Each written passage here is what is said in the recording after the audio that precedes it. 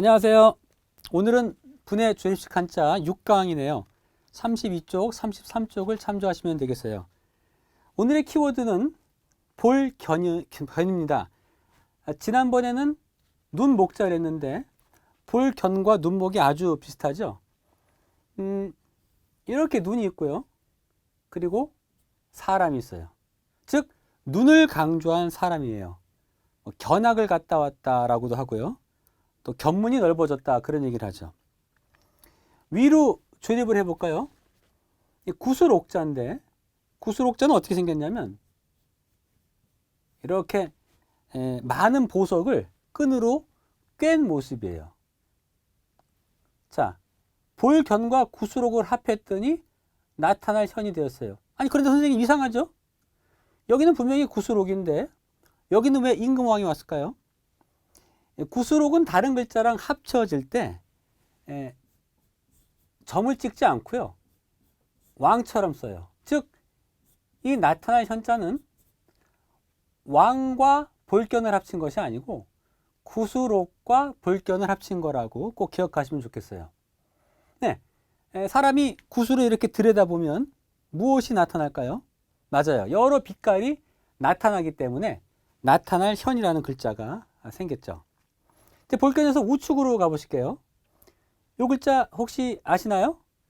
지아비부라고 그래요. 지아비는 father가 아니고요. husband, 남편부죠. 남편. 이렇게 사람이 있고요. 머리에다가 상투를 한 남자. 그것이 지아비부예요. 지아비부에 볼견을 합쳤더니 법규가 됐네요.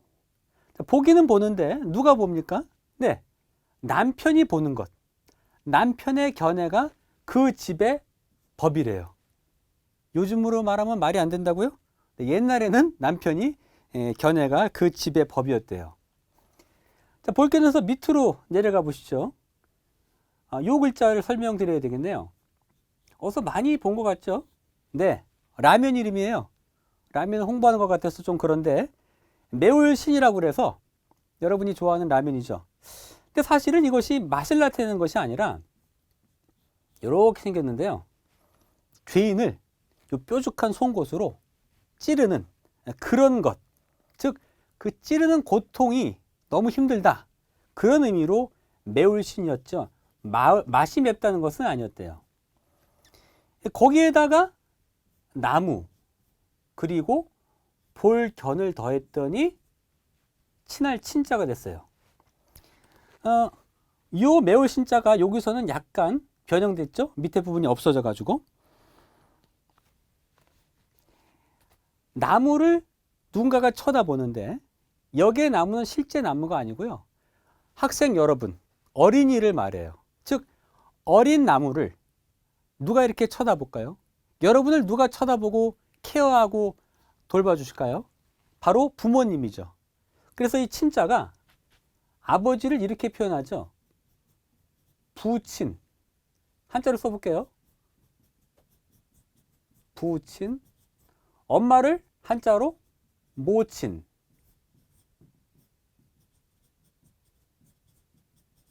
중국 발음도 같아요. 포친, 무친. 재밌죠? 이렇게 두 분이 계시다고 그래서 뭐라고 그럴까요? 양친이라고 그래요.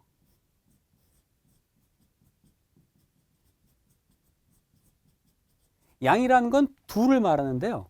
이 글자의 원래 유래는 그 수레를 두 마리의 말이나 소가 끌고 가는데 거기에 씌운 멍에를 본뜬 모습이래요. 근데 질문이 생기죠.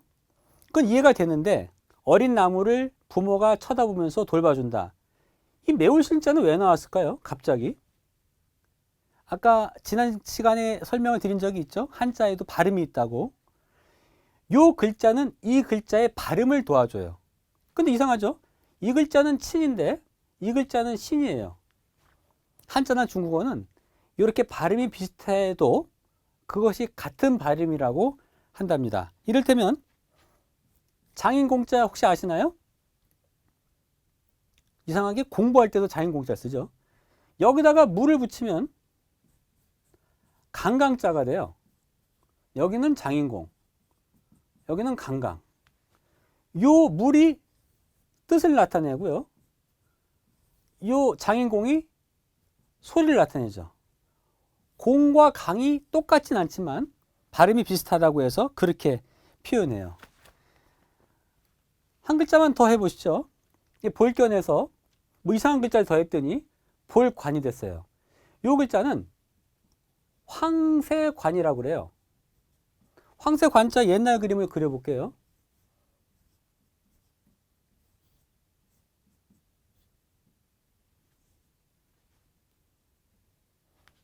황새 같죠? 네. 황새를 본 적이 있나요? 황새관에 볼견을 더했더니 볼관이 됐어요. 자, 이번에는 누가 보는 걸까요? 네, 맞아요. 황새가 보는 것이에요. 여러분이 어머니랑 같이, 아버지랑 같이 관광 가죠? 관광 가면 앞으로 어떻게 해야 될까요? 황새처럼 머리를 쭉 빼고 좌우를 둘러보고 오시면 그것이 바로 관광이에요. 지난 시간에도 뜻과 소리로 이루어진 글자를 형성자라고 그랬는데요. 아까 친할친에 대해서 그런 이야기가 나왔죠. 요즘은 좀 자세히 설명드리고 싶어서요. 한자로 써보면요. 형자고요. 성자. 소리성. 여기는 모양형인데요. 물론 여기서는 의미를 말하고 여기는 소리를 말하죠. 한자에 이 뜻과 소리로 이루어진 퍼센티지가 95%가 넘는다는 얘기가 있는데요. 그도 그럴 것이 어떤 새로운 물건이 나오면요. 한자는 이런 방식으로 만들 수밖에 없대요. 예를 들어 볼게요. 여러분이 좋아하는 음식은 아니고 어머니 아버지가 좋아하는 거죠. 커피. 한국어는 이것을 옮기기가 참 쉽죠. 어떻게 해요? 이렇게 발음 나는 대로 그냥 커피라고 적죠. 한자는 커피를 어떻게 쓰면 좋을까요? 커피를 써볼게요.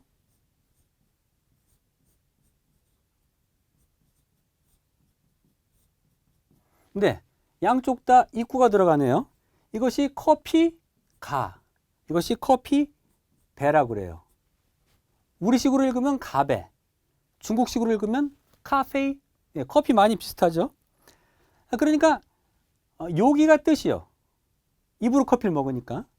여기는 더할 가라고 그래가지고 소리. 또 입으로 먹으니까 여기가 뜻, 아닐 피자가 소리.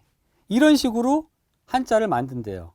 새로운 화학 원소가 나온다든지 어떤 전자제품이 나오거나 뭐 인터넷, 컴퓨터 이런 것이 나올 때 한자는 이렇게 만들 수밖에 없다는 거죠.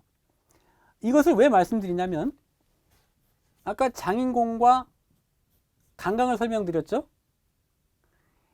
이런 방식을 통해서 우리는 모르는 한자를 접해도 발음은 어느 정도 읽을 수 있다는 것을 알게 돼요. 예를 들어 볼게요.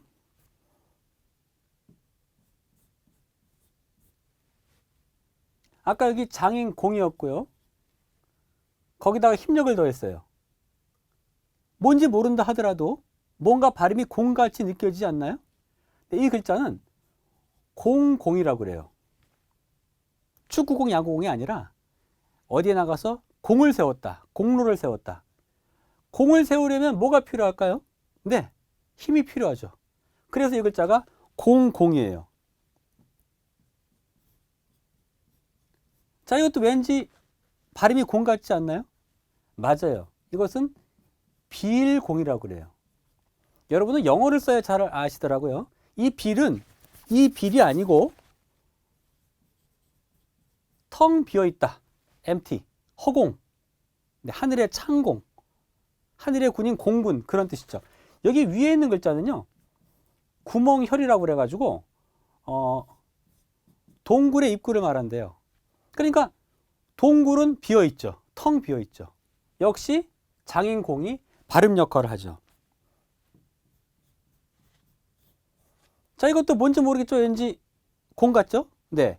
이거는 칠공이라고 그래요. 누구를 공격한다 그럴 때. 우측에 있는 한자는 칠복이라고 그래서 손으로 몽둥이를 들고 있는 한자예요. 네. 그러니까 이쪽이 뜻이고 이쪽이 소리를 나타내겠죠. 이게 실인데요. 거기에다가 장인공을 더했어요. 이것도 공 같은데 이번에는 발음이 공이 아니고 홍이 돼요. 색깔을 나타내는데 붉을홍, 홍색이라고 그럴 때, 네, 진홍이라고 들어보셨죠? 실이 들어가는 이유는 옛날에는 그 실이나 그 천을요 염색해서 썼대요. 지금 여기 강강도 그렇고요. 00, 빌공, 70, 붉을홍을 접했을 때 여기 동그라미 친 부분이 발음을 담당하는 거거든요. 여기는 완전히 똑같죠? 000, 여기는 공이 약간 홍으로 바뀌었죠. 이런 사례들이 바로 형성자를 의미하는데 뜻과 소리로 이 패턴에 익숙해지면 우리가 모르는 한자가 나왔다 하더라도 어느 정도 발음은 유추해 볼 수 있지 않나 싶어서 알려드렸어요.